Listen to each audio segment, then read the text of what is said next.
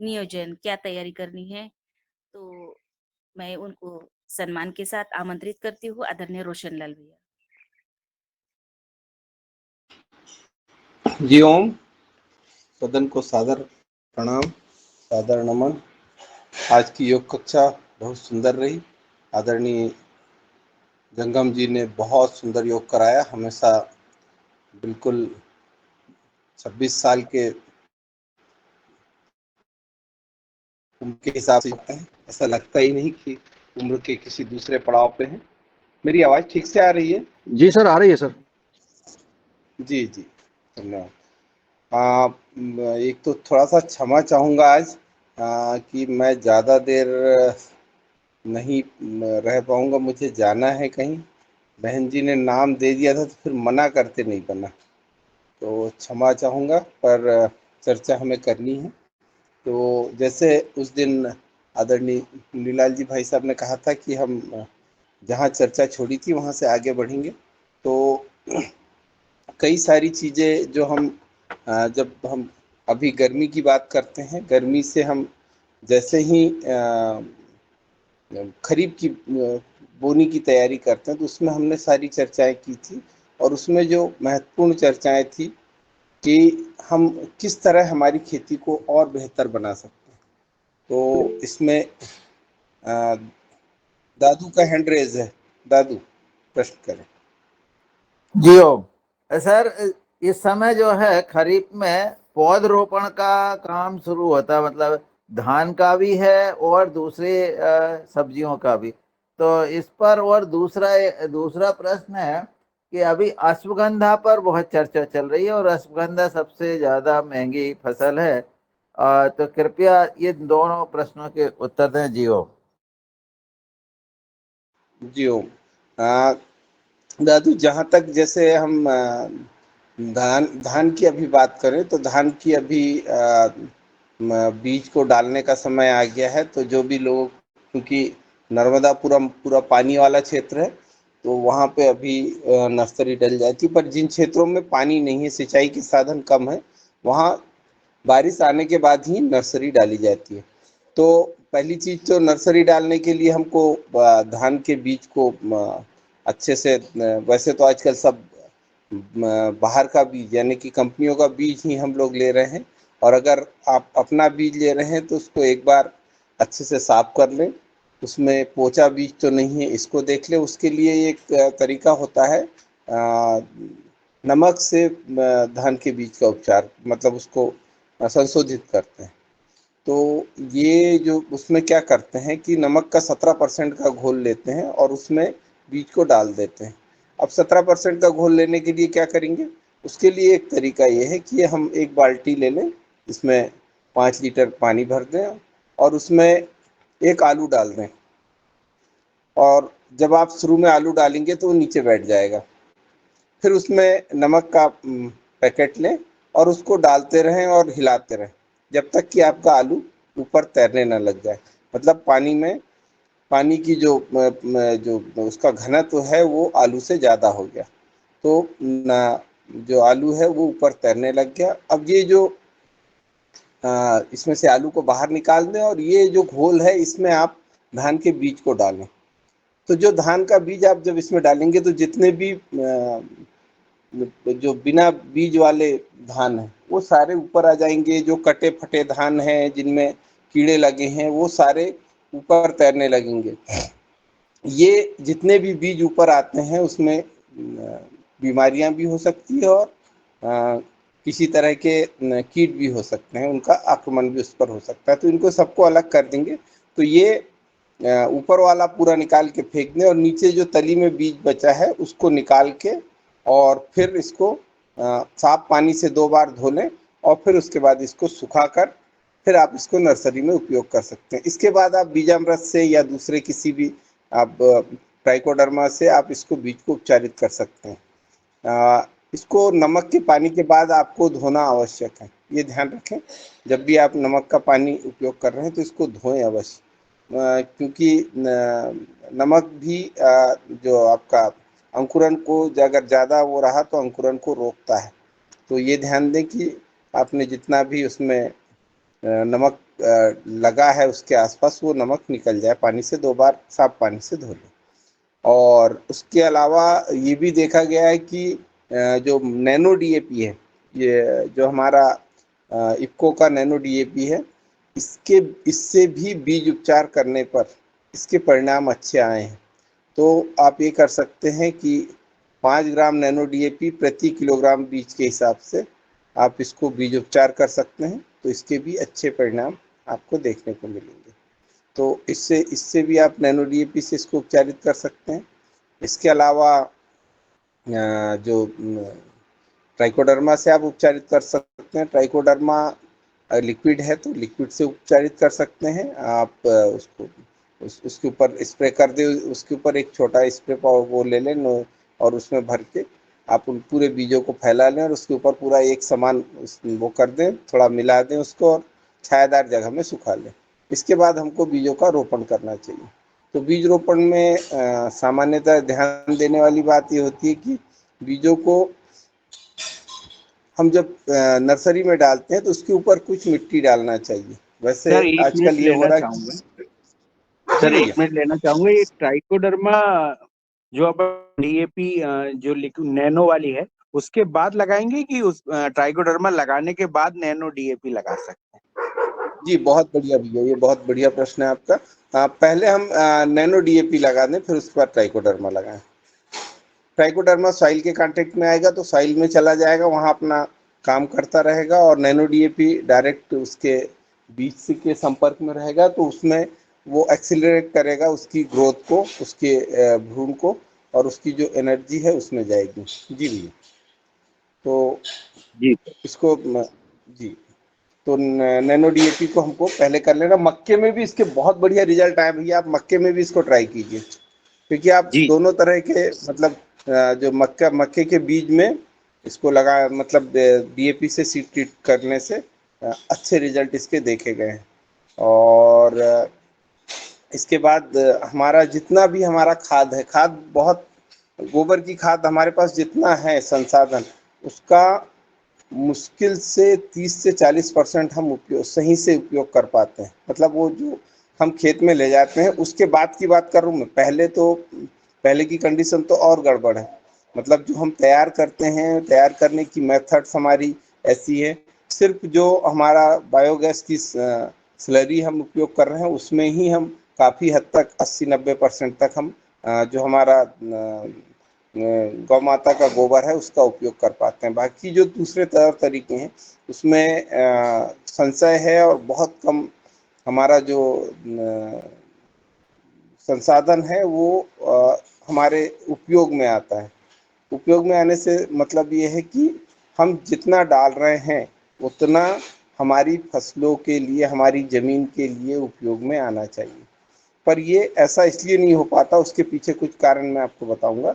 ये पहली बात तो ये है कि हमारा जो उसको खाद डालने का समय, सामान्यतः हमारा जो जो गोबर की खाद डालने का हमारा जो अभ्यास है, ये है कि अभी जैसे आज की तारीख में, आज से मतलब ये अब शुरू हो गया है वो खाद डालने का काम खेतों में।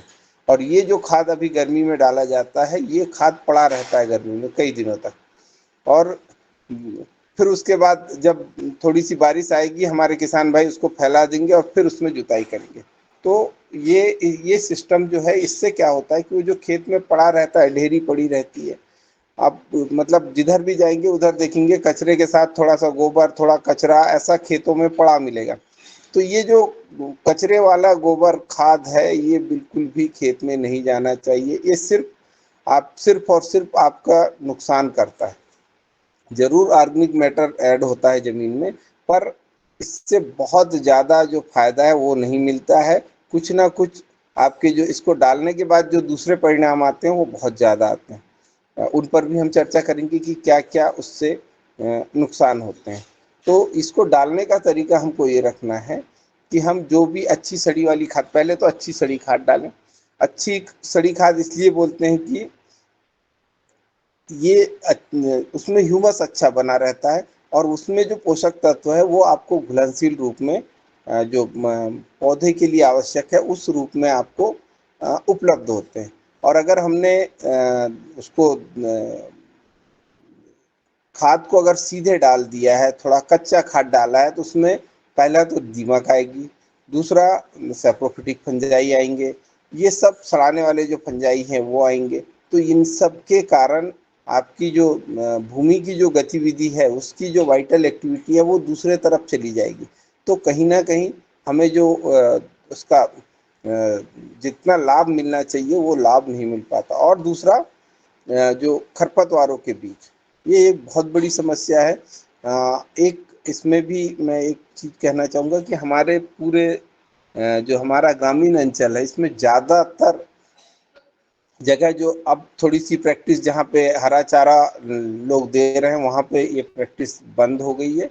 पर जहाँ पे आज भी हरा चारा लगा नहीं रहे हैं, जो बरसीम नहीं लगा रहे हैं, चरी नहीं लगा रहे हैं, रिचका, आपका मक्का, ज्वार, ये सब नहीं लगा रहे हैं, वहाँ पे आज भी समस्या है। वहाँ पे समस्या क्या है कि वहाँ पर हमारा जो किसान भाई है वो मेड़ पे लगे हुए चारे को काट के फिर जानवरों को देता है। और जो मेड़ पर लगा हुआ चारा जानवरों को देते हैं, उसमें जो बीज आ जाते हैं, सामान्यतः जो खेतों में मेड़ों पर वो रोज रोज काटता है, तो हर दिन तो पूरा नहीं काट सकता, तो एक तरफ से चलते जाता है, तो जिधर से शुरू में काटता है वहां तो हरा चारा मिलता है, पर धीरे धीरे जो जट्ठर चारा बोलते हैं, वो जट्ठर चारा जिसमें बीज आ चुके हैं, वो हमारे जानवरों के पेट में जाते हैं। वहीं से वो उसके जो हार्ड कवर है वो दाने का, वो थोड़ा सा ढीला हो जाता है, फिर खेत में जाता है, फिर वो घूड़े पे जाएगा, वहां पे साल भर रहेगा, फिर जब खेत में हो जाता है तो उसमें वो अंकुरन आता है। और ये जो बीज हैं, ये जितने हमारे मेड़ों पर चारे लगे होते हैं जिनमें गोल दाने होते हैं, इनका बीज आपकी अंकुरन क्षमता 5 से 10 साल तक रहती है। ये बहुत महत्वपूर्ण है, इसको इसको थोड़ा समझना जरूरी है। अगर ये 5 से 10 साल तक आपके खेतों में बने रह सकते हैं, तो आपके खेतों में खरपतवार कम कैसे होंगे।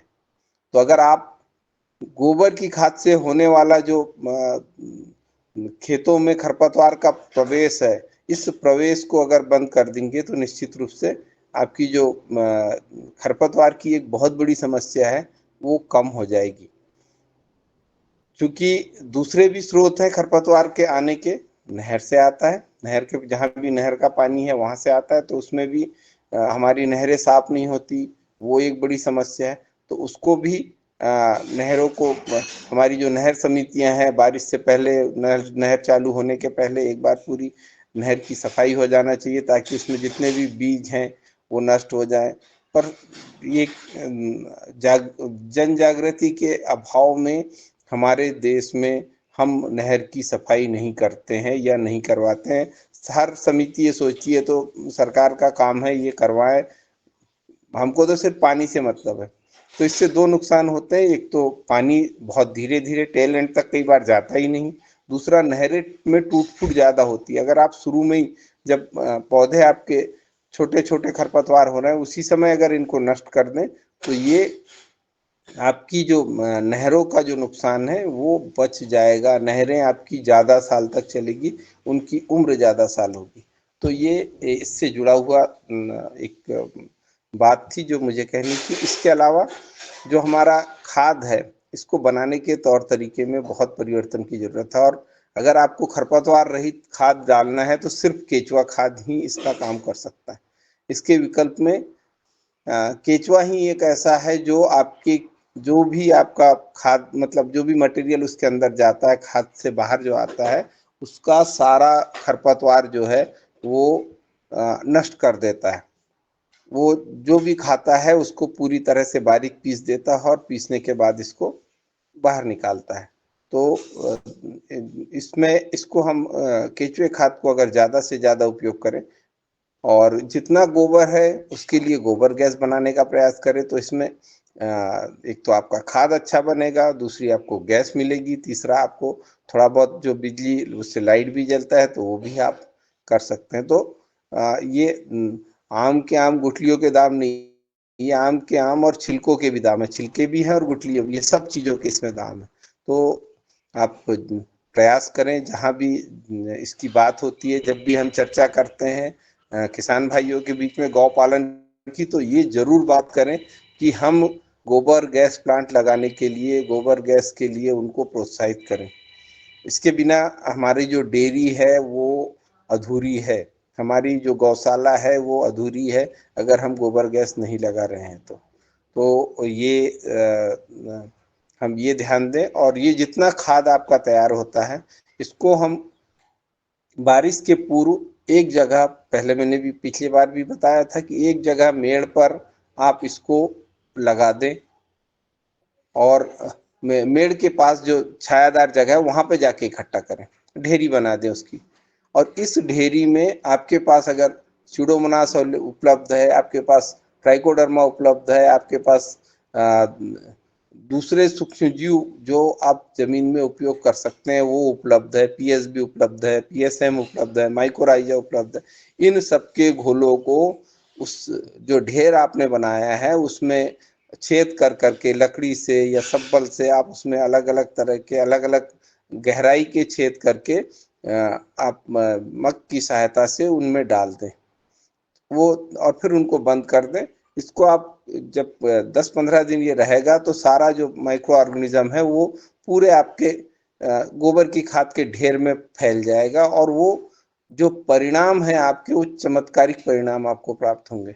तो इसको आप जब अभी समय है, अब हम खेत में खाद डालने का समय हमारे किसान भाइयों का हो गया है, तो आप इसको जरूर प्रयोग करें कि जो भी खाद आप ले जा रहे हैं उस खाद को आप एक जगह ढेर कर दें, और वहां पर ये जो जी सर ये जो कच्चा अध पका खाद है, कच्चा खाद है, कचरे सहित है, इसमें इन जीवाणुओं का उपयोग कर सकते हैं?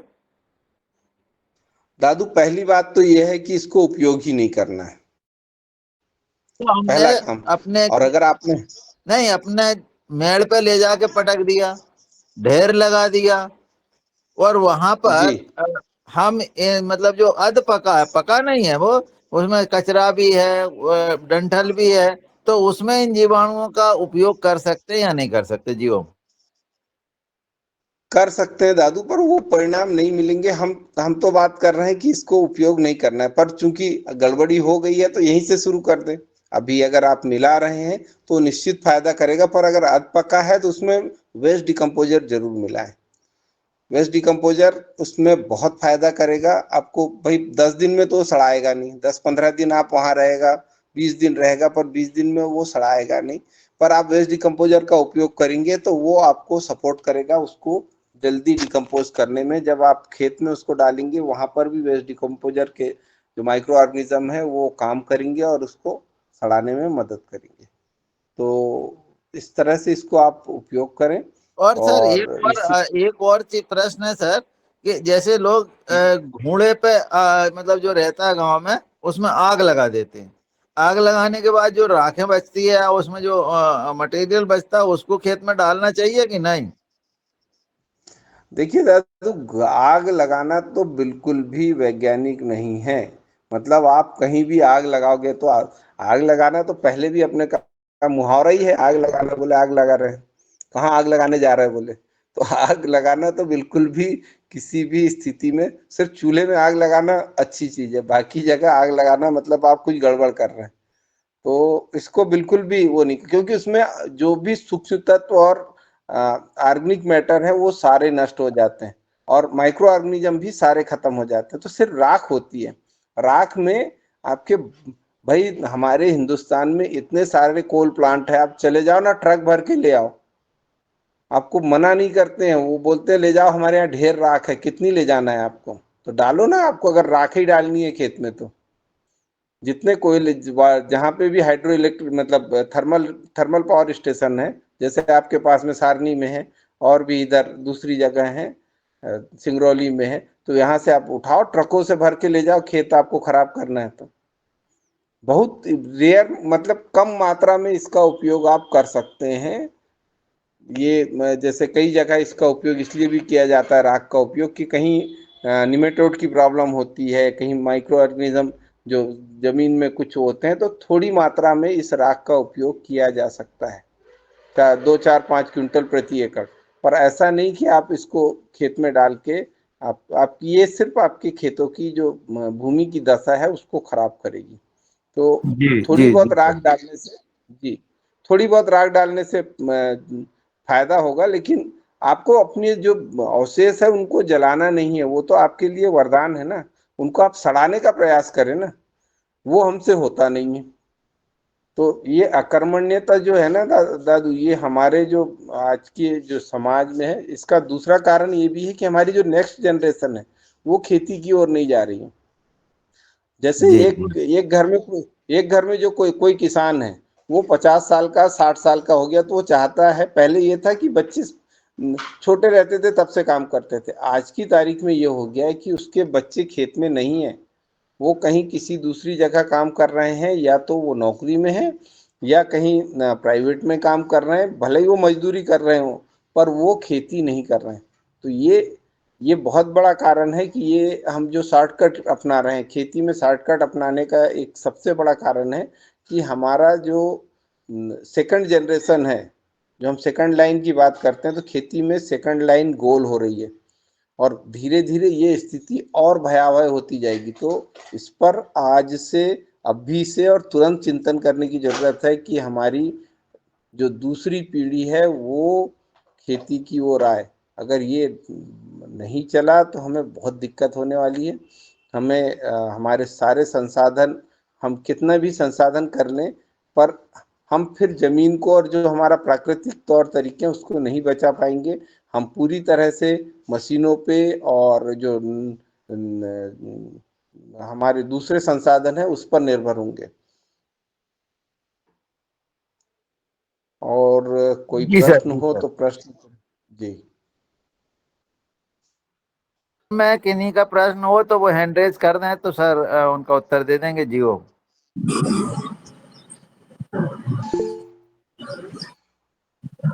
जी, ब्रजेश जी का हैंड रेज है, कृपया।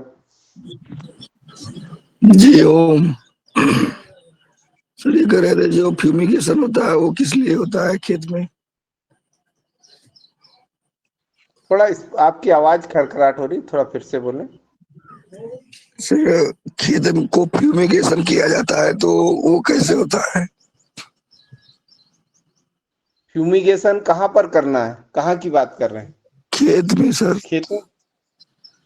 खेत में फ्यूमिगेशन तो मतलब वैसे तो नॉर्मली कहीं फ्यूमिगेशन लार्ज स्केल पे कहीं नहीं किया जाता, क्योंकि ये मुझे सर पढ़ाया गया था कि आप अपने खेत का फ्यूमिगेशन भी कर सकते हैं। क्या कर सकते हैं? फ्यूमिगेशन एक चैप्टर था सर, हम लोग पढ़े थे। जी, तो सर हम उसको कैसे करेंगे बिना जलाए? फ्यूमिगेशन सामान्यतः देखिए 2-3 जगह हम फ्यूमिगेशन का उपयोग करते हैं। पहला नर्सरी में करते हैं, और नर्सरी में भी जब हम फ्यूमिगेशन करते हैं तो उसको नर्सरी में नीचे जो भी एजेंट होते हैं, फ्यूमिगेशन के एजेंट होते हैं, जिससे कि हमारा माइक्रो ऑर्गेनिज्म वो होता है, तो उसको हम पहले जमीन की जुताई करते हैं, उस थोड़ा सा उसमें नमी का जल मतलब सिंचाई करते हैं।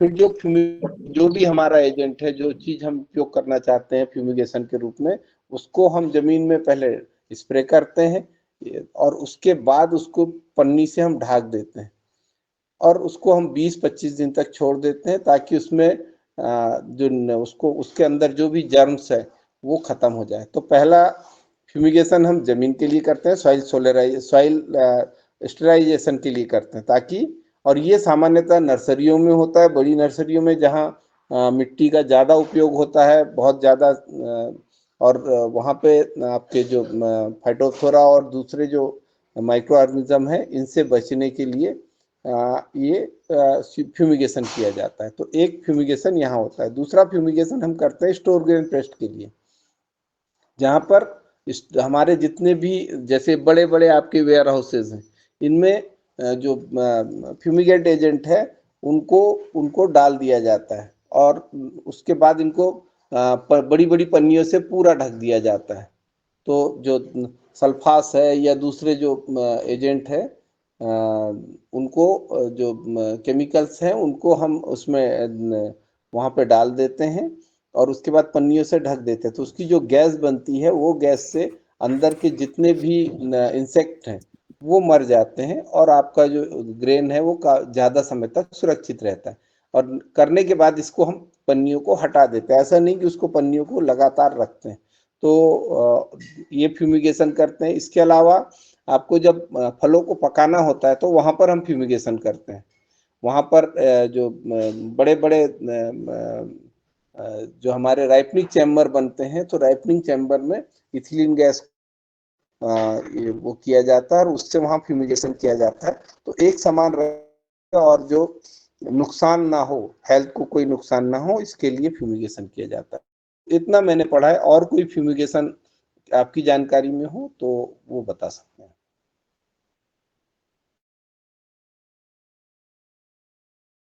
ब्रजेश जी। जी जी, ओके सर, ओके। जी गला गला बैठ गया ब्रजेश यादव जी, गला बैठा है आपका? जी सर, ये सर चल रहा है निमंत्रण, इस समय जगह जगह का सब चेंज हो रहा है जी। आवाज ठीक, आवाज थोड़ी सी हो रही थी। हाँ sir, Anil Rai ji, thank you sir. जी ओम, सदन को प्रणाम, डॉक्टर साहब को प्रणाम।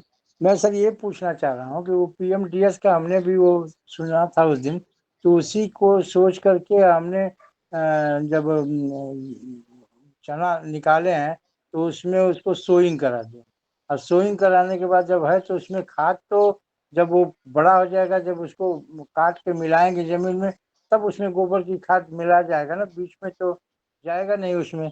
जी हम यही पूछना चाहते हैं सर। जी, आपने प्री मानसून ड्राई सोइंग वाला अगर किया है तो बहुत अच्छी बात है। इसमें मुझे ये बताइए कि आपने कितने तरह के बीज मिलाए थे? इसमें सर 10-11 तरह के बीज हमको मिल पाए, वो मिला दिए। बहुत सुंदर, बहुत सुंदर। अब इसको आपको काटना नहीं है उसको। अब आप हाँ। जब इसमें आपका खाद तैयार हो जाएगा तो खाद, जब आप खाद डालने का आएगा बारिश के समय, तो एक बारिश होने के बाद आप खाद उसमें फेंक दीजिए और उसके बाद रोटावेटर चला दीजिए या जुताई करा दीजिए कल्टीवेटर से, तो आप अच्छा अपने आप जितना भी आपका वो है वो जमीन में मिल जाएगा। तो ये अच्छा। आपको करना है। जी तो जी। इसमें सर 1 एकड़ में गोबर की खाद लगभग कितना मिलाएं? आप कितनी भी मिला सकती है, इसी में तो लिमिट नहीं है। ये आयुर्वेदिक अरे वो है। आप आपके पास। जी, हम तो वैसे मिनिमम बोलते हैं। मिनिमम पूछ रहे हैं सर, क्योंकि अच्छा, मिनिमम। मेरे पास नहीं है, तो कम से कम उतना जरूरी है तो उतना हम क्रय करके और डालें उसमें सर। देखिए, कम से कम का क्या कहें, कम से कम तो 10-15 क्विंटल तो डालें आप। वैसे अच्छा तो हम बोलते हैं 15 से 20 टन प्रति हेक्टेयर, जो अच्छा अनुशंसा होती है 15 से 20 टन प्रति हेक्टेयर। तो अच्छा मतलब 150 से 200 क्विंटल प्रति हेक्टेयर, तो करीब 70 से 80 क्विंटल प्रति एकड़, 80 से 100 क्विंटल प्रति एकड़ आप डाल सकते हैं। तो आप जितना आपके पास उपलब्ध है, आप 5 क्विंटल है 5 क्विंटल डालिए, पर उसको डालिए और समय पर डालिए। जी। जी जी जी सर जी। आदरणीय आदरणीय शरद भैया का हैंड रेज है। जी जी सदन को कोटि कोटि प्रणाम। सर बहुत अच्छी चर्चा हो रही। सर जैसे अपन लोग जब मक्के की बीज बोते हैं, तो आपने बताया कि पहले उसमें जो नैनो डीएपी है उसको लगावें और फिर अपना फंगीसाइड लगाएं। अगर इसमें हम जैसे बबेरिया वगैरह लगाना चाहें तो वो फंगीसाइड के पहले लगाएंगे या बाद में लगाएंगे उसको? भैया, बेवेरिया वैसे तो जो वो है, हम जो हमारा सिद्धांत है, पहले केमिकल वाला सिद्धांत आया था तो एफआईआर की बात करते थे। इसमें अभी स्पष्ट कोई ऐसा निर्देश नहीं है, क्योंकि ये सब जैविक हैं। तो इसको आप मतलब बाद में भी लगाएंगे तो बहुत ज्यादा वो नहीं होगा। और सीड ट्रीटमेंट का अभी बेवेरिया का बहुत ज्यादा उसका कुछ ऐसा आया नहीं है। मतलब जो हमारे इंसेक्टिसाइड हैं, जो सर क्या बायो होता है सर, इंसेक्टिसाइड। जब जब मक्का जब उगती है ना सर हल्का सा, तो उसमें बहुत जी सारे ऐसे मतलब ऐसा लगता है कि जैसे 1 इंच का पौधा हुआ, जभी से कुछ इल्लियां या कुछ उनको कुतरने वाले कीड़े, तो हम लोग सोच हाँ, रहे हैं जैसे कठुआ मारता है। जैसे अपनी वर्सीटाइल है और बबेरिया, ये सभी लगा दिया जाए तो क्या वर्टिसिलियम। नुकसान तो नहीं है बीज में? नहीं, नुकसान कुछ नहीं होगा भैया, नुकसान कुछ नहीं होगा। आप उसको ये इसको ना इसको वर्टिसिलियम को आप उसमें वर्टिसिलियम और बेवेरिया को, ये जो खाद हम डालते हैं इसके साथ भी आप उपयोग कर सकते हैं। जी बेवेरिया बेवेरिया बहुत बढ़िया काम करता है दीमक के लिए। तो ये जी दीमक को नहीं होने देगा, और जितने उसमें जो आपके तुरंत जो कटवर्म वगैरह है जो शुरू में खा जाते हैं तो उनको भी रोकेगा। जी भैया। जी। एक बार सर हम लोगों ने प्रोम से सोइंग करी है मूंग की, जी और उसमें ग्रीन पोटाश डाला है। तो ये ग्रीन पोटाश हम मक्के में भी डालने का सोच रहे हैं, तो कितना डालें सर? इसका क्या एवरेज रहना भैया, चाहिए इसका पोटाश का? मुझे भी अभी बहुत ज़्यादा नहीं है, क्योंकि ये नया अभी नए इनोवेशंस हैं जो हमारे वहाँ से पतंजलि से वो हुआ है।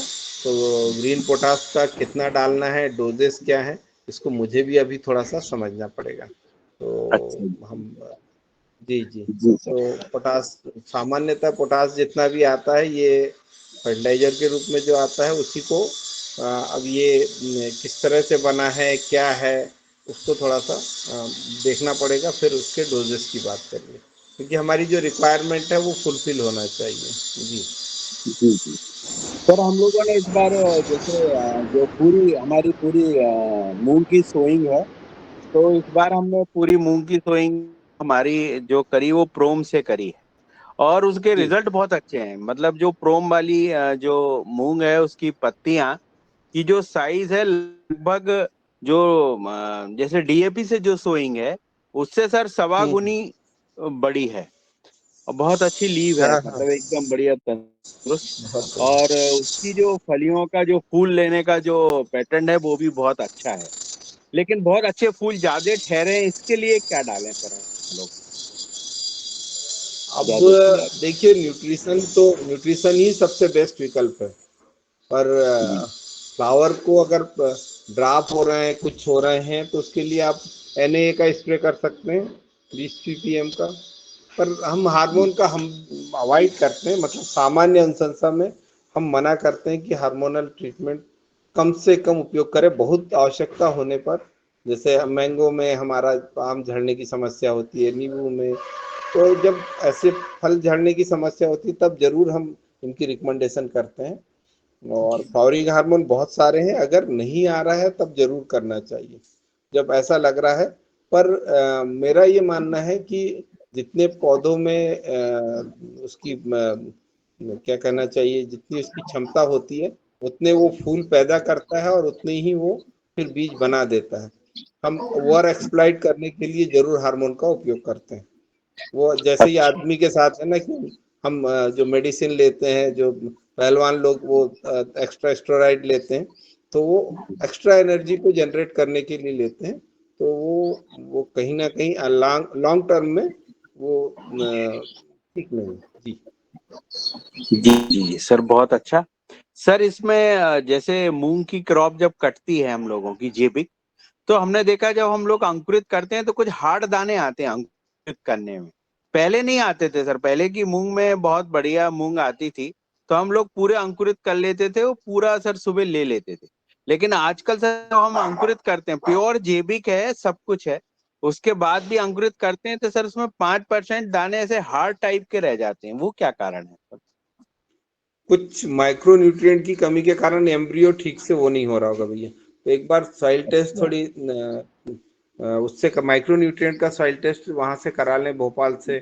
वहां पे सर, जो करवाई थी हमने, तो जो उसमें सर जिंक की कमी बता रहे हैं वो। जिंक जिंक तो आपके डालिए नहीं, मेरा मेरा ये थी मैग्नीज या मैग्नीशियम एम्ब्रियो अच्छा के जी लिए जी इनका। हाँ, तो इसमें इसमें थोड़ा सा देखिएगा उनका लेवल क्या है। तो जी जी क्या है जो अवाइबिलिटी है एम्ब्रियो एम्ब्रियो की, वो जो एक भ्रूण बनने के लिए जो आवश्यक चाहिए, तो वो उसमें जी थोड़ा बहुत कुछ हो सकता है। जी अच्छा जी जी जी शरद ठीक है भैया, सर। जो आप मूंग जो भिगोते हैं अंकुरित करने के लिए, उसमें फूंक मारते हैं क्या आप लोग? जैसे उसको अंकुरित करते हैं, आप उसमें डालते हैं, तो उसमें फूंक मारते हैं क्या आप? मुंह से हवा लगाते हैं क्या? नहीं, ऐसा तो कुछ नहीं। इस बात का ध्यान रखे तो फिर वो पूर्णतः अंकुरित होगा, ऐसा ध्यान रखे थोड़ा सा। जी जी जी जी, बहुत अच्छा। जी। कब मारना है, फूंक कब मारना है? फूक नहीं मारना है, इसीलिए तो बोल रहा हूँ मैं। किसी भी बीज को अपन पचपन बोते हैं या अपन खाने के लिए पानी दादू में यार, भिगोते हैं उसको फूक नहीं यदि मारना बोल रहे भैया, तुम फूक मार दे रहे। जी जी। दादू गो आधारित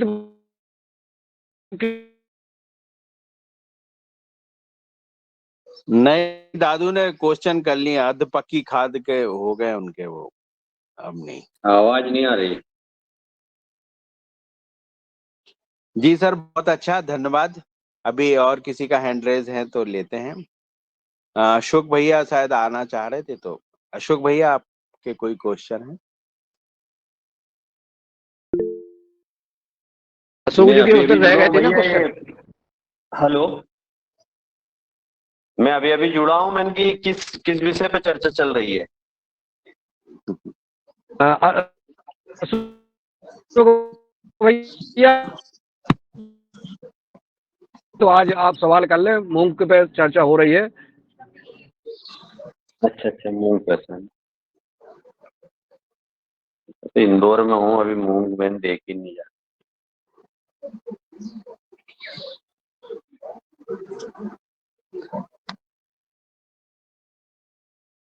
जी सर, मेरा सर एक जी सर मैं जी अपना एक सर, वो मक्के का जो बीज है ओपी वैरायटी का, वो अभी तक मुझे कहीं से नहीं मिला है। तो सर वो मैं वैरायटी और का थोड़ा सा चीज। सर छिंदवाड़ा में मैं रिसर्च प्रयास सेंटर है सर मक्के का, बताते हैं। एक्चुअली क्या, पराड़कर साहब रिटायर हो गए ना, तो उसके बाद वहां पे अब मक्के का कोई वैसा नहीं बचा है आदमी, तो वो एक समस्या हो गई। तो अच्छा, स्टाफ ही नहीं है यहाँ पे, 2-3 लोग हैं, तो कोई मतलब क्या काम करने के लिए जितने लोग चाहिए वो है ही नहीं। कॉलेज, पूरा कॉलेज है हार्टिकल्चर कॉलेज, स्टाफ है नहीं, तो वो बड़ी समस्या है। तो उस चक्कर में क्या है, पूरे यूनिवर्सिटी में 1400-1500 लोग होते, तो उसमें 300-400 लोग बचे हैं। अब ओ आपने पहले भी यूनिवर्सिटी देखी है, तो वो सब एक एक सेंटर पे लिखा पढ़ी वाले लोग बचे हैं आज की तारीख में। तो सर ये नई गाड़ी भर्ती चल, क्यों नहीं हो रही है? इसमें नई भर्ती में क्या प्रॉब्लम आ अब रही है? बच्चे तो इतने सारे बीएससी एजी करके बैठे हुए हैं। खूब लोग हैं, जी खूब लोग हैं और अच्छे योग्य लोग हैं। तो आदरणीय वो राजनीति, सर, आदरणीय पवन सर जी का हैंडरेज है, मैं उन्हें सादर आमंत्रित करता हूँ कि वो आए। जी जी जी देखिए, ये जो मक्का का एक सेंटर है ना, लुधियाना में है शायद, ये चंडीगढ़ में है, इन जगह में जो राष्ट्रीय केंद्र है, उनके साथ मिलकर हमने कुछ समय पहले एक कार्यक्रम किया था। तो मैं वहाँ के लिए अपने जो हैं कांटेक्ट, उनके साथ आपको लिंक करा दूंगा। फिर आपकी जो समस्या है, जो भी आपका प्रश्न है, बीज वाला है, अन्य चीजों का है, उनके साथ मिल करके आप बातचीत कर लीजिएगा। शायद मुझे लगता है कि काफी हद तक के उनके पास समाधान उसका मिल जाएगा। तो जी ये सर। नेशनल, शायद डॉक्टर रोशन लाल राउत जानते होंगे, लुधियाना में है ये सेंटर, ये जहाँ पर भी है, वहाँ के जी जी है, लुधियाना में भी है और हैदराबाद में भी इनका मेज का है। हाँ, और जी जी, तो ये लुधियाना यहाँ लुधियाना पे, वाले कांटेक्ट से मैं लिंक करा दूंगा। तो एक दिन अगर जी जी उनकी जी सर, संभावना हुई तो उनको बुलाने का प्रयास करेंगे। जी सर। सर एक बार एक्चुअली हमको में इनको अफ्रीकन टॉल के सर, एक बार एनएससी से एक पाउच मिला था जिसमें 10 दाने थे सर। तो वो इतना बड़ा, मतलब जो हाइब्रिड मक्का आ रहा है, इससे भी सर उसकी हाइट 2 फीट आई थी, और भुट्टे का भी साइज बहुत बड़ा आया था, और ओपी वैरायटी। तो हमने कहा भैया सैंपल तो मिला, बीज नहीं मिला। तो बीज कभी मिला नहीं सर, सैंपल 2 बार मिल चुका, लेकिन बीज नहीं मिलता सर, क्या दिक्कत है? ये बहुत बड़ी बढ़िया वैरायटी थी भैया, ये अफ्रीकन टाल जो थी, एक समय बहुत बढ़िया वैरायटी थी, और इसके कारण जो कड़वी के लिए इसको बहुत बढ़िया उपयोग किया जाता था, मतलब चाय। और दूसरा इसके लिए बेबी कॉर्न के लिए, बेबी कॉर्न भी इसका बहुत बढ़िया होता है। और भुट्टा। तो हम भुट्टे के जैसा उसके लिए वो कर रहे हैं, वो उसके क्या बोलते हैं, बेबी कॉर्न के लिए और दूसरा कड़वी के लिए। तो जैसा आप साइलेज बना रहे हैं तो आप तो इकट्ठा सब कुछ यूज कर लेते हैं, अरे पर वो पूरा दूध सर, उसमें दूध बहुत ज्यादा आता है तो इतना बढ़िया साइलेज बनता है उसका, लेकिन वो बीज हमें हम्म। मिल नहीं पाया सर, हमने बहुत वो किया। अब वो एनआरसी से एक बार और देखिए कहीं, क्योंकि ये सब जो बहुत पुरानी वैरायटी हो गई है और थोड़ा थोड़ा कहीं होगा, तो या तो इनके जो रिसर्च स्टेशन है उसको थोड़ा बहुत बीज जैसे आपको मिल जाता है तो आप उसको आउट सीजन में लगा के सीड प्रोडक्शन कर लीजिए, जिस समय आपकी दूसरी क्रॉप नहीं हो, या जी जी थोड़ा सा उससे नेट से नेट से कवर करके, ताकि पॉलिनेशन से नहीं आए, तो इसको उस तरह से वो करके और मतलब इसका अगर सीड प्रोडक्शन कर लेते हैं तो ये आगे आपको मदद करेगा। पर वो सीड की समस्या है, क्योंकि ज़्यादातर जगह क्या है, खरीफ में खूब मक्का होता है और ये हाईली क्रॉस पॉलिनेटेड क्रॉप है, तो इसके साथ पॉलिनेशन की प्रॉब्लम है। कम से कम 1 से 1.5 किलोमीटर दूर तक आपको दूसरी मेज की कोई वैरायटी नहीं लगी होना चाहिए जिस समय आप सीड प्रोडक्शन कर रहे हैं। तो ये थोड़ा सा समस्या है मक्के में। जी। सर, इसके जैसे पॉपकॉर्न का बीज है, अगर पॉपकॉर्न का बीज किसानों को मिल जावे तो ये कितना होता है क्या सर? पॉपकॉर्न तो सबने खाया है, लेकिन उसका बीज उगाने के लिए भी अगर किसानों को मिल जावे तो बताते सर बहुत अच्छी इनकम हो सकती, क्योंकि वो 1 एकड़ में बताया कि 9 से 10 कुंटल हो जाता है। लेकिन वो पॉपकॉर्न का बीज सर कहाँ से मिलेगा? उसका बीज ही नहीं मिलता कहीं। अब ये चीजों की अभी बड़ी एक भैया यहाँ छिंदवाड़ा में एक कंपनी ने पॉपकॉर्न लगाया, 10 वैरायटी उन्होंने यहाँ टेस्ट की थी, तो उसमें एक वैरायटी क्या है, S10 या M10 कुछ है, उसके रिजल्ट अच्छे हैं, 12 क्विंटल तक वो प्रति एकड़ हुई है। तो वो बाईबैक भी कर रहे हैं, वो भी ले भी रहे हैं, सब कुछ वो कंपनी कर रही है।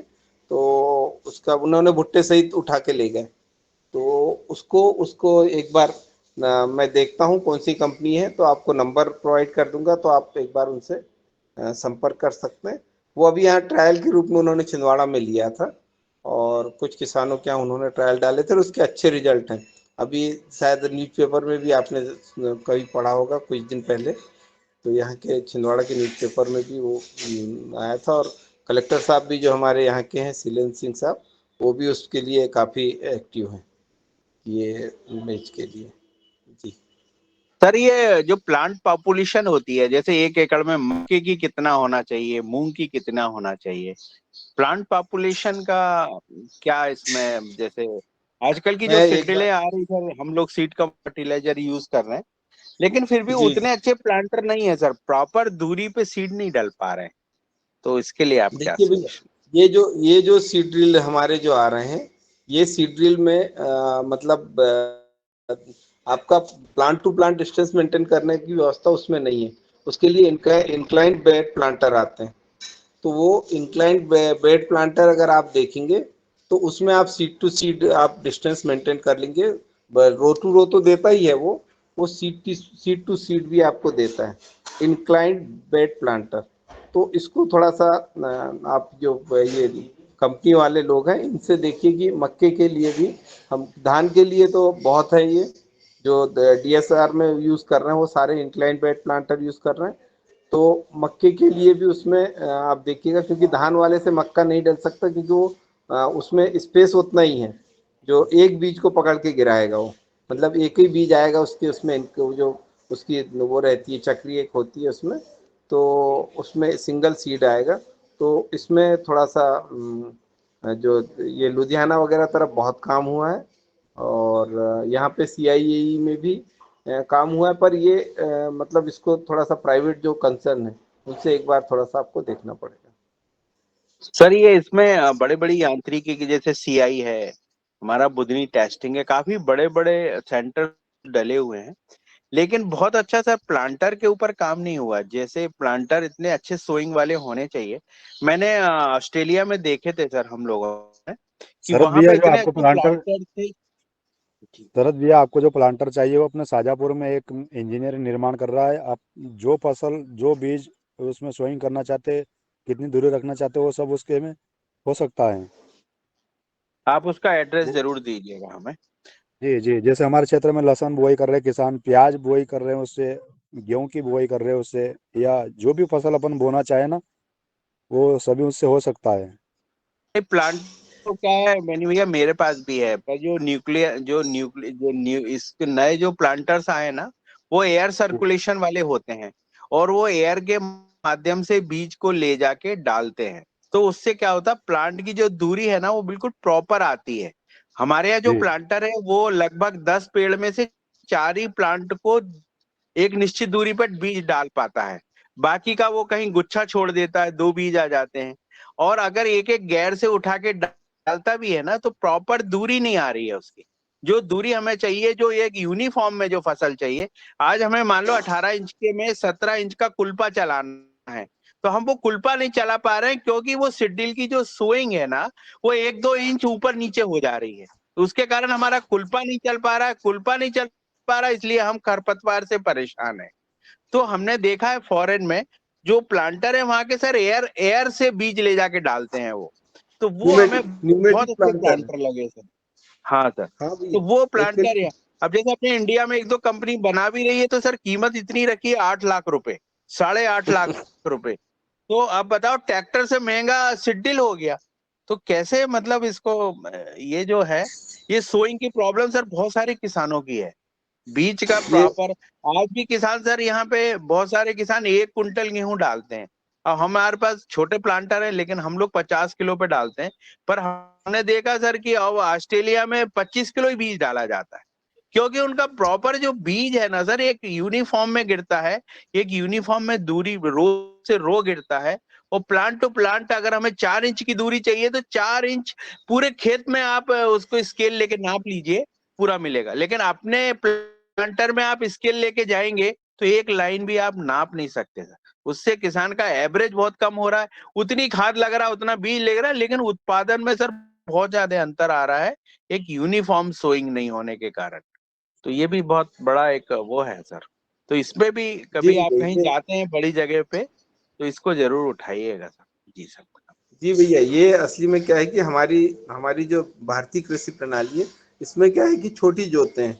अब वहाँ पे हजारों हजारों हेक्टेयर के मतलब खेत हैं, तो वहाँ पे मैकेनाइजेशन बहुत इजी है, और मशीनें उनको समस्या नहीं, मशीन महंगी हो जो भी हो।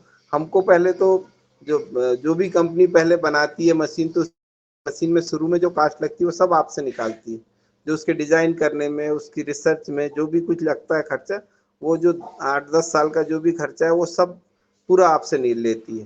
तो वो जब नंबर उनके ज़्यादा बिकते हैं तब वो आपसे होंगे। और न्यूमेटिक प्लांटर थोड़ा सा टेक्नोलॉजी वैसी है कि थोड़ी महंगी है, तो इसके कारण ये लोग भी उतना, और अपने यहाँ अगर नंबर ज़्यादा हो जाए कि लोग खरीदने लग जाएं तो दिक्कत नहीं आएगी। पर हमारे यहाँ उतना मतलब लोगों के पास जो बड़े बड़े किसान नहीं है, तो वो बड़ी समस्या है। बड़े किसानों की संख्या ज़्यादा होगी तो हमारे यहाँ भी हो सकता है आने वाले समय में उसके रेट कम हो जाएंगे। ये एक समस्या है, मैकेनाइजेशन में आपको वही समस्या है। तो जी सर।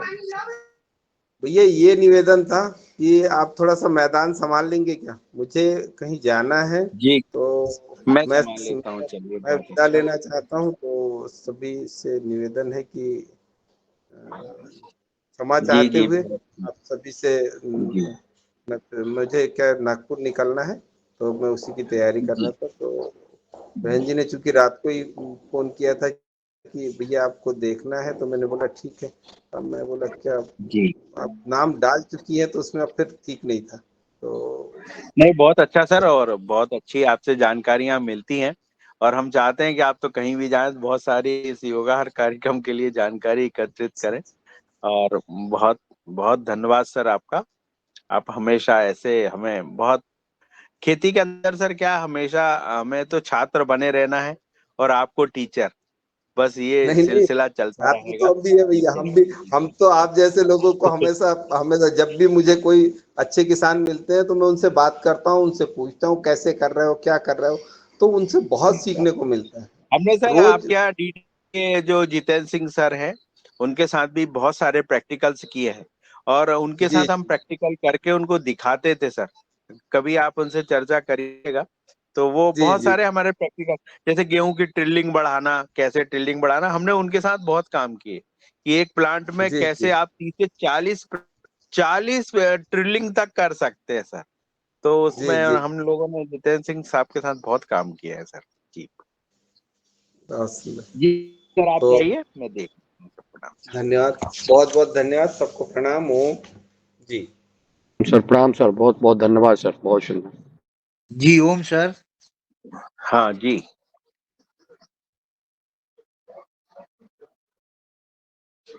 सर अब मैं आदरणीय पवन सर जी को बुलाता हूँ कि कुछ नई चर्चा हो जावे।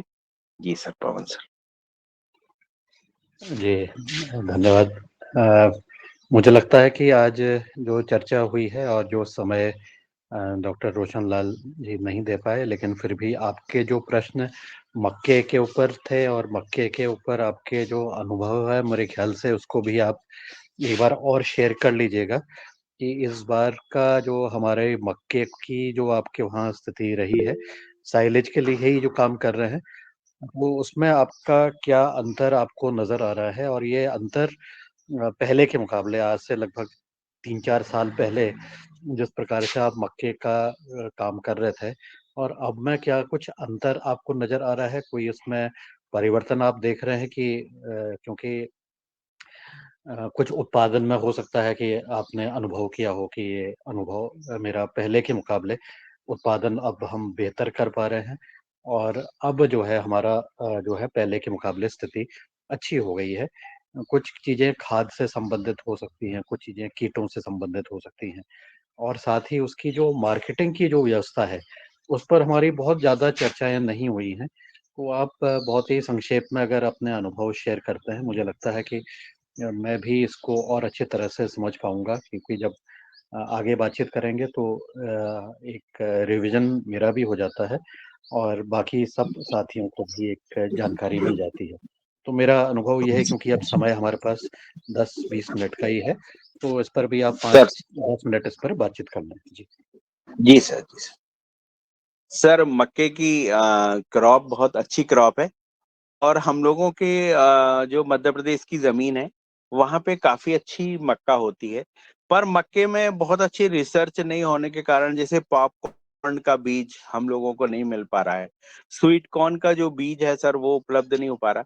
जैसे हम लोगों ने एक बार स्वीट कॉर्न को मेले के हिसाब से डिजाइन किया था, तो जब मेला है और उसके अगर हम लोग करीब 100 दिन पहले सोइंग कर देते हैं तो 1 एकड़ में लगभग 27 से 28 हजार अंट आता है और लगभग सर उसमें हमें जो भुट्टे प्राप्त होते हैं वो 22,000 बहुत अच्छे मैच्योर्ड भुट्टे प्राप्त हो जाते हैं। अगर 22,000 भुट्टों का रेट अगर अपन 10 रुपए से भी कैलकुलेशन करते हैं तो बहुत अच्छा एक पेमेंट आपको 100 दिन में प्राप्त हो जाता है सर। लेकिन मक्के की बार बार सोइंग जब हम लोग पहले मक्के की करते थे तो लगभग 12 से 15 कुंटल प्रति एकड़ आता था और रेट सर हम लोगों का लगभग 1300 रुपये उस समय आती थी। अभी इस समय तो काफी अच्छा है, 2000 के आसपास जा रही है।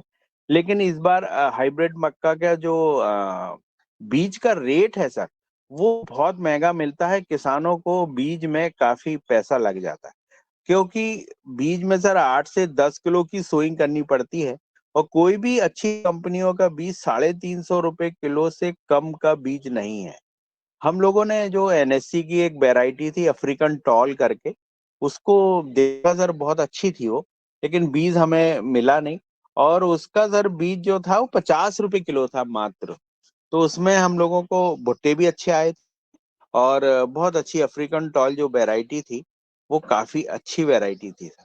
तो और इसमें इस बार हमने जो सोइंग कर रहे हैं, इस बार हम लोग प्रोम का उपयोग कर रहे हैं। 2 बोरी प्रोम डालेंगे और सर आधा बोरी लगभग जो ग्रीन पोटास है उसका उपयोग करने का हमारा विचार है क्योंकि मक्का जो है उसमें पोटास काफी खाता है। जो हमने मिट्टी परीक्षण कराया तो उसमें जिंक और पोटास की 2 चीजों की कमी हमें मिट्टी में आई है, जो हमने यहाँ पे गवर्नमेंट की जो लैब है उनमें टेस्ट करवाया था सर। लेकिन हमने देखा सर कि वो अधिकतर, जैसे हम 5 किसानों ने सैंपल दिए थे तो लगभग सर उनका 1 से ही उन्होंने क्षेत्र में कमी बताई है, जिंक पोटास की। तो अभी ये समझ नहीं आ रहा है कि मतलब वाकई कमी है कि ऐसे ही हमारे वो भर दिए गए। तो इस विषय में भी थोड़ा सा हमें मिट्टी के विषय में अभी हम बहुत अच्छे ढंग से नहीं सीख पाए ना। हमारी मिट्टी परीक्षण में भी बहुत, जैसे सर अपना पतंजलि वाली जो किट थी सर, हम लोगों ने बहुत अच्छे उपयोग करने की कोशिश करी, लेकिन वो ML गौर साहब से उस समय जुड़ ही नहीं पाई, तो उसमें काफी प्रॉब्लम्स रही सर। यहाँ भी अभी अधिकारी हैं सर, अगर मिट्टी परीक्षण में हमें थोड़ी सी ऐसी मदद मिल जावे। हमने देखा सर कि बीज बहुत अच्छा अगर हमारे पास है और फर्टिलाइजर हमारे पास बहुत अच्छा है, तो और हमारी मिट्टी परीक्षण की लैब टेस्ट हमारे पास है रिपोर्ट, तो बहुत अच्छी और बहुत हद तक हम लोग खेती में सर पैदावार ज्यादा से ज्यादा ले पाते हैं।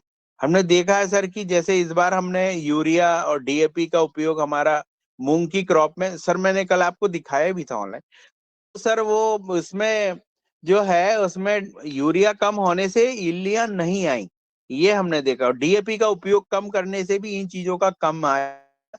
तो ये छोटी दवाओं से, जैसे हमारा नीम तेल है, इन चीजों से ही कंट्रोल हो जा रहा है सर। अभी किसान का क्या होता है, जैसे फसल कहीं डाउन है, छोटी रह गई है, तो एक ही उसके माइंड में रहता है कि सिर्फ यूरिया डालने से ही मेरी क्रॉप हरी हो जाएगी, बड़ी हो जाएगी। तो वो चीजों को नेग्लेक्ट करने के लिए और इन चीजों के लिए कम से कम आधा एकड़ में किसान को प्रैक्टिकल करना चाहिए। मैं हमेशा बोलता हूँ कोई भी नई चीज आप उपयोग करें, आधा एकड़ 1 एकड़ से स्टार्ट करें और उस आधा एकड़ में पूरी मास्टरी करने के बाद उस चीज को अपनी फील्ड में उतारें। हम लोगों ने पहले जब प्रोम था तो पहले हमने 5 बोरी बुलाई थी पिछली बार। जब उसके उपयोग करके देखे, उसके रिजल्ट बहुत अच्छे लगे। हमने कई कंपनियों का डाला लेकिन हमारे रिजल्ट नहीं आ रहे थे सर। इस बार हमने जब पिछले साल पतंजलि का लाके डाला तो बहुत अच्छा रिजल्ट आया। पिछली बार जबलपुर से करवाया और उसको जब रिजल्ट देखे तो उसके बहुत अच्छे रिजल्ट थे। और इस बार का जो प्रोम था सर वो इतना बढ़िया है कि उसमें सोइंग में भी हम लोगों को दिक्कत नहीं गई। और बहुत मतलब DAP की फसल में और हमारा प्रोम में अगर कोई देखना चाहे तो अभी हमारे यहाँ पे आके फसल को देख सकता है। उसकी लीफ की पत्तियों में बहुत अंतर है और कीड़े उसमें कम से कम 50% कम लग रहे हैं सर। जो केमिकल की अपन यूज करते हैं तो उसमें ज्यादा केमिकल, उसमें ज्यादा इल्लियों का प्रकोप आता है। और जो हम लोग एक संतुलित जैसे प्रोम डाल रहे हैं, ग्रीन पोटास डाल रहे हैं, तो इससे हमारा ये इसकी पे भी कंट्रोल आया। और अब इसकी बार पैदावार आने वाली है तो इस पे रिजल्ट आएंगे। और मेरा कहना है कि आदमी सभी किसानों से अनुरोध है कि थोड़ा थोड़ा एक आधा एकड़ में अवश्य इसका प्रैक्टिकल करे। और जो भी नए प्रैक्टिकल आ रहे हैं वो एक आधा एकड़ अपने खेत की लैब टाइप बना लें और उसको हमेशा दादू का हैंड रेस है। दादू कुछ बोलना चाह रहे हैं? जी ओम, भैया मैं ये कह रहा था कि ये जो प्रोम का उपयोग जो आप बता रहे हैं, तो ये दलहन में इसके रिजल्ट अच्छे आ रहे हैं।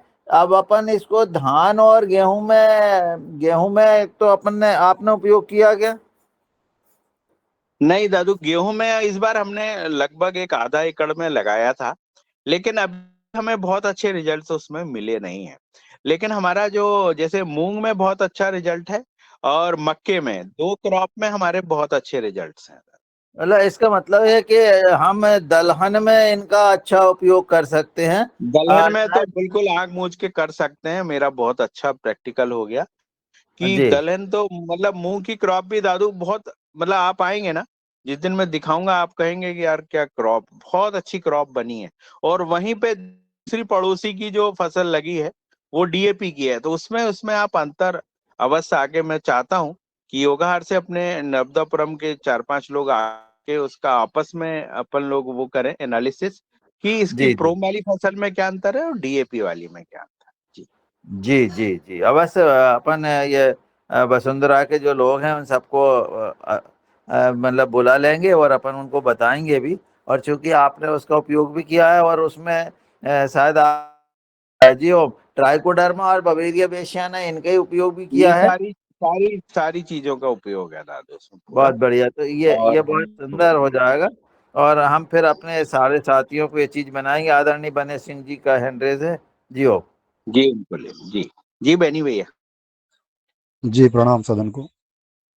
शरद भैया, जैसे आप प्रोम की बात करें तो वो जो मूंग की फसल में अंतर बता रहे हैं उसका कुछ फोटो वीडियो आप अभी तुरंत बना ले तो वो अच्छा रहेगा। आप बोलते जाएंगे और दोनों तरफ आप दिखाते जाएंगे वीडियो के माध्यम से, तो एक तो प्रमाण जी हो जी जी जाएगा। दूसरा, पतंजलि का जो बिल्कुल। प्रोम खाद की जो बात कर रहे हैं, मैंने सभी फसलों में उनका उपयोग करवाया है। किसान क्या करता है कि 1 बीघे में 1 DAP की बोरी डाल देता है पूरी, और फिर बाद में यूरिया डालता है। अगर किसान अगर पूर्ण तरीका से जैविक नहीं कर रहा, अगर वो रासायनिक कर रहा है, तो रासायनिक में जहाँ 40 किलो या 50 किलो DAP डालता है, उस DAP को वो 20 किलो पर लाएं और 20 किलो अपने पतंजलि का प्रोम खाद डालें।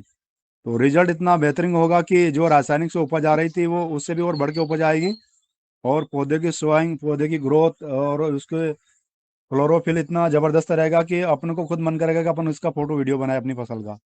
ये मैंने जी प्रैक्टिकल किया बहुत हुआ, अच्छा। मक्के की फसल में, गेहूं की फसल में, या सभी फसलों में। तो धीरे धीरे फिर DAP की मात्रा कम करते जाएं अपन, और इस जैविक का जो डोज है अपनी मिट्टी में डालने के लिए, खाद की जो मात्रा है वो अपन बढ़ाते जाएं। तो एक बार आप लोग जी जी रासायनिक और ये जैविक, पतंजलि का जो प्रोम है जैविक और DAP खाद मिक्स करके डालें, और उसका परिणाम देखें। इतना बेहतरीन परिणाम होगा कि उसकी कल्पना नहीं कर पाओगे आप लोग। और रही बात, आप जो बोल रहे कि प्रोम खाद डालने में मुझे कुछ कीटों मेरे कटौती हुई है, तो कीट कटौती में तो मैं पहले बोल चुका हूँ कि फसल अगर रोगी है तो वो स्वयं कीटों को निमंत्रण देती है कि आओ मुझे मेरा जीवन समाप्त करो। अगर मिट्टी पूर्ण तरीका से स्वस्थ है तो उसमें पौधा स्वस्थ होगा, तो उसमें रोग भी नहीं आएंगे। तो हमको प्राकृतिक फसल प्रबंधक जो चार्ट बनाना है, वो यदि अपन किसान बना लेंगे तो ये कीट के लिए मातापच्ची करना है, उसके लिए स्प्रे करना है, दवाई लाना है, मशीनें लाना है, ये सारा झंझट ही खत्म हो जाएगा हमारा। जी बहुत अच्छा भैया। और यही मेरे भी यही अनुभव रहे जो आपके रहे। आपका आपने इतने अनुभव इकट्ठे किए, यही अनुभव मेरे भी निकल के आ रहे हैं कि जो जैसे जो प्रोम है बहुत अच्छा है, और आदमी अगर प्रोम को रिप्लेस कर रहा है तो पहले 50% करे, फिर धीरे धीरे अपने खेतों से उसको अगर हटाना चाहे तो उसको धीरे धीरे DAP को रिमूव कर सकता है। पर एक पहली बार ऐसा ऑप्शन मिला है प्रोम का, पतंजलि का, जो कि DAP को मैं आज तक इतना मेरा अनुभव है, लेकिन मैं अभी तक इसको DAP को हटा नहीं पा रहे थे पूरी तरीके से।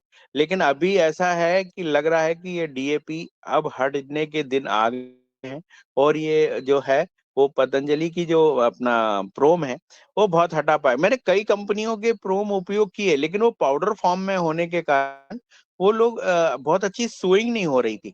और जो प्रोम अपनी जैसे यहाँ से आ रहा है, तो आप देखेंगे उसमें मुश्किल से 100-200 ग्राम का पाउडर निकला। और दूसरी कंपनी को अगर अपन प्रोम लेते हैं तो उसमें लगभग एक बोरी में 10 से 15 किलो तक पाउडर फॉर्म निकलता है। तो जब हम लोग सोइंग करते हैं तो हमारी सीडीलों में जम जाता है, प्लांटरों में। तो वो बहुत बड़ी प्रॉब्लम थी। लेकिन इसका प्रोम इतना अच्छा आया है इस बार मैंने अभी 2 ट्रक बुलवाया था प्रोम, और इतने रिजल्ट रहे उसके जबरदस्त कि क्या पूछना। तो मैं चाहता हूं कि ज्यादा से ज्यादा इसका उपयोग करें, और आधा आधा एकड़ में करें। अभी इतना वो नहीं है, आप अपना प्रैक्टिकल आधे एकड़ में हमारा चलते रहे, जो भी फायदा नुकसान होता है वो आधा एकड़ में होवे। ऐसा नहीं कि कोई भी प्रैक्टिकल को आप पूरे लमसम में कर लें। हम पहले बबेरिया, जब हमें संतोष सर ने बताया था, तो हम लोग ट्राइकोडर्मा बबेरिया जो हमने यूज किए थे 1 एकड़ 2 एकड़ की, आज हम हमारे पूरे खेतों में यूज कर रहे हैं। लेकिन उसके रिजल्ट हमें धीरे धीरे धीरे अभी हम 3 साल में डालते डालते इस पोजीशन में आ गए कि इस बार हमें मक्के में जो इल्लियां थी वो बहुत कम मिली। नहीं तो पिछली बार तो हमने फोटो सर को मैंने शेयर करी थी, हजारों इल्लियां मरती हुई फोटो, यानी पाउडर फॉर्म सफेद सफेद नीले नीले से कलर की हो गई थी। और उसकी मैंने पवन सर को भी पूरी फोटो भेजी थी उससे। तो ये बहुत सारी जो है वो मेरे को लगता है कि जैविक में धीरे धीरे कंट्रोल होता है। एकदम से केमिकल में तो तुरंत मिलता है फायदा, लेकिन जो जैविक चीजें हैं इनमें फायदा थोड़ा लेट मिलता है, लेकिन परमानेंट मिलता है। जैसे कि मेरा ये मानना है कि जैसे किसी को कोई बीमारी ब्लड प्रेशर की है, तो वो केमिकल में गोली निरंतर खाते रहता है तो उसको खाना ही है। लेकिन ये इसमें ऐसा लगता है मुझे कि कुछ दिन बाद उसकी गोली बंद हो सकती है। खेती में भी वो गोली बंद हो सकती है, जो एक केमिकल की गोली अपन खा रहे हैं, खिला रहे हैं, वो जब बंद हो सकती है जब निरंतर उसको धीरे धीरे प्रैक्टिस में आप लाएंगे। तो आधा एकड़ से प्रैक्टिकल करें तो वो बहुत अच्छा रहेगा। अभी ये जरूर है कि नाइट्रोजन का बहुत अच्छा ऑप्शन नहीं मिला है, तो वो भी कभी ना कभी ऐसी कोई चीज आएगी जो हमारा नाइट्रोजन की पूर्ति को पूरा करेगा। जी बहुत अच्छा। अब मैं मुन्नीलाल सर जी जी को बुलाता हूँ। मैं एक क्वेश्चन और बताना चाहता हूँ। प्रोम डालने से कीटों में कमी तो आती है, परंतु जहाँ प्रोम अपन ने डाला है उस खेत की मिट्टी में क्या होता है कि रासायनिक वाले की खेत की फसल जो अधिक बरसात के कारण बैठ जाती है और जी जी 0-0 हो जाती है। वहाँ मेरी फसल कम से कम सोयाबीन की फसल 2 कुंटल प्रति बीघे के हिसाब से उत्पादन आया है, जहाँ किसानों का 20 किलो 10 किलो भी सोयाबीन प्राप्त नहीं हुआ। इतना भी प्रैक्टिकल मैंने किया है पिछले नहीं, वर्षों में। आपके जो प्रोम के जितने भी प्रैक्टिकल है मैंने ये बिल्कुल ऐसे ही मेरे भी रिजल्ट आए हैं और बहुत अच्छा आपका रिजल्ट है। आप इसको पूरा और मैं एरिया तो में ये चाहता हूँ कि बढ़ाइए। अभी अपने क्षेत्र में जो भी किसान अपन जैविक की ओर मुड़ कर रहे हैं, वो रासायनिक की बोरियां जो खरीद रहे हैं उनको मना करके, भैया आप जहाँ 10 बोरी खरीद रहे हैं डीएपी खाद की, वहाँ 5 खरीदिए और 5 हमारा पतंजलि प्रोम खाद उसके मिक्स करके डालिए, फिर आपका परिणाम देखिए। ऐसे भी अपन उसको गाइड नहीं कर वो सकते हैं तो पूरे क्षेत्र को। देखिए, इसमें प्रशासन को भी साथ देना पड़ेगा। जैसे पहले डीएपी फ्री में दी थी, सबसे पहले जब 2 साल तक डीएपी फ्री दी थी तो किसानों ने अपने खेत में थोड़ी थोड़ी डीएपी डालने लगा था। ऐसे ही आज प्रोम बड़ी कंपनियों से लेके सरकार को जितने में डीएपी में सब्सिडी दे रही है उतने की तो प्रोम है, तो किसानों को फ्री में प्रोम उपलब्ध कराना चाहिए। भाई आप डीएपी में मान लो आप 1800 का अनुदान दे रहे हो, तो वो 1800 का प्रोम लेके किसानों को क्यों नहीं दे रहे आप? ये बात हजम नहीं होती है। वहां आप बोलते हैं कि यार सब्सिडी किसानों को नहीं देना चाहिए, इतनी सब्सिडी दोगे तो किसानों की आदत खराब हो जाएगी। अरे जब आप डीएपी में सब्सिडी लेके आप फॉरेन से डीएपी ले रहे हो, उसमें 2000 का अनुदान दे रहे हो और हमें 2000 का प्रोम देने में आप कह रहे हैं कि वो तो किसानों को सब्सिडी की आदत पड़ जाएगी। तो ये चीजें कुछ विरोधाभास लगता है।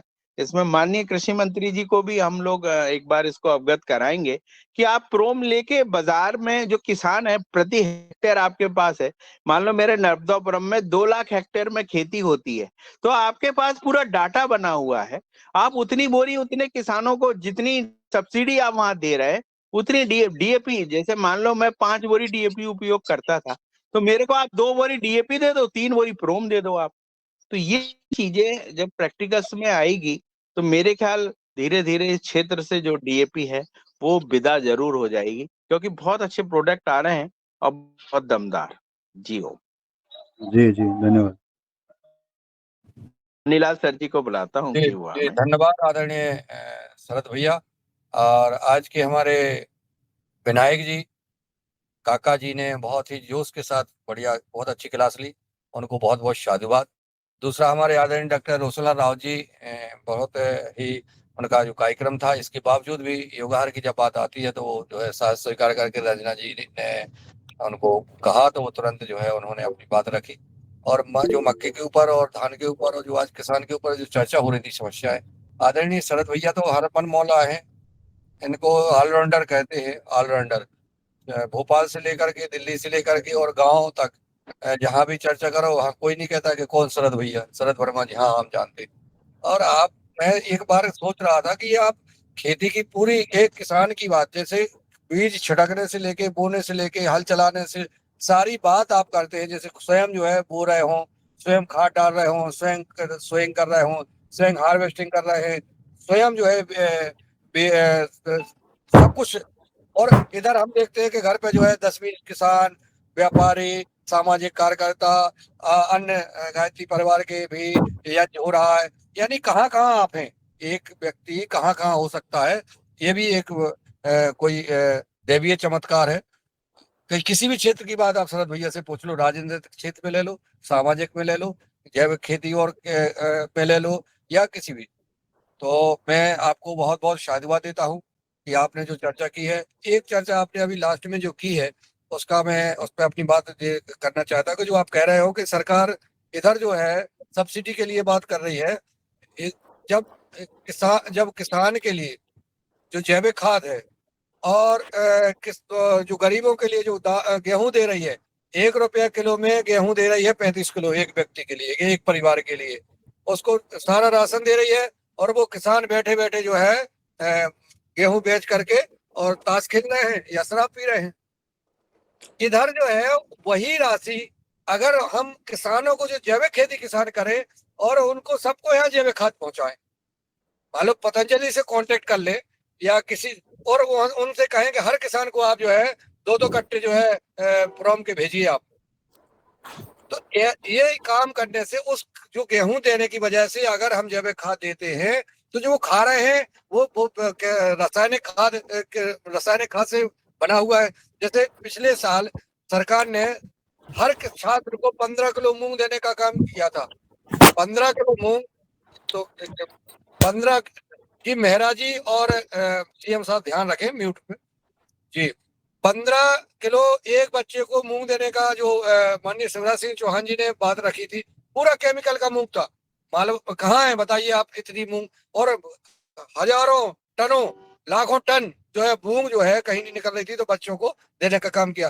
वो तो बच्चों ने खाए नहीं तो कितने बच्चे मर जाते। इतनी जबरदस्त क्लोरोजन डाल के जो मूंग होती है। इसी प्रकार से आज हम जो गेहूं दे रहे हैं वो ऐसा नहीं है कि वो जो है जैविक खेती से हो रहा है, रासायनिक पद्धति से उगाया जाता है। मेरा निवेदन है सरकार से, जो आपने आदरणीय सहत भैया ने जो है प्रस्ताव रखा है कि मेरे माध्यम से, गुहार के माध्यम से ये बात सरकार तक पहुंचना चाहिए। अपने अपने क्षेत्र में भी बात पहुंचाएं, किसान भाई बात रखें कि जो आप 1 रुपया किलो में गेहूं वगैरह राशन पानी जो फ्री में देते हैं, उनकी आदत खराब हो रही है और इनको किसानों को उसकी जगह जैविक खाद जो है सप्लाई की जाए, अनुदान दिया जाए। एक ऐसा अगर परिवर्तन किया जाता है तो इससे बहुत अच्छा परिवर्तन आएगा, ऐसा मेरा सुझाव है। आज 8 बज गए हैं, अगर किसी की कोई इस पर कमेंट हो तो सादर आमंत्रित, नहीं तो फिर समापन करते। जी ओम, सादर प्रणाम। शरद भैया बोल रहे थे कि हमारे यहाँ मूंग में फूल अच्छा आए और सेटिंग अच्छी हो, उसके लिए छाछ 1 लीटर छाछ ले लें, 5 ग्राम उसमें आंवले का पाउडर डाल के 24 घंटे के लिए रख दें, फिर उसका 3% के हिसाब से छिड़काव कर दें और फिर अगला छिड़काव 5 दिन बाद कर दें, तो इसके रिजल्ट अच्छे आएंगे। जी सर, बहुत अच्छा। एक बार और रिपीट करिए सर। 1 लीटर छाछ ले लीजिए, उसमें 5% आंवला पाउडर, 5 ग्राम आंवला पाउडर डाल के उसको एक बोतल में रख के हिला के रख दें, अगले दिन उसका 3% घोल बना के जी जी जी छिड़काव करें, फिर 5वें दिन बाद फिर छिड़काव करें, खूब अच्छे फूल आएंगे।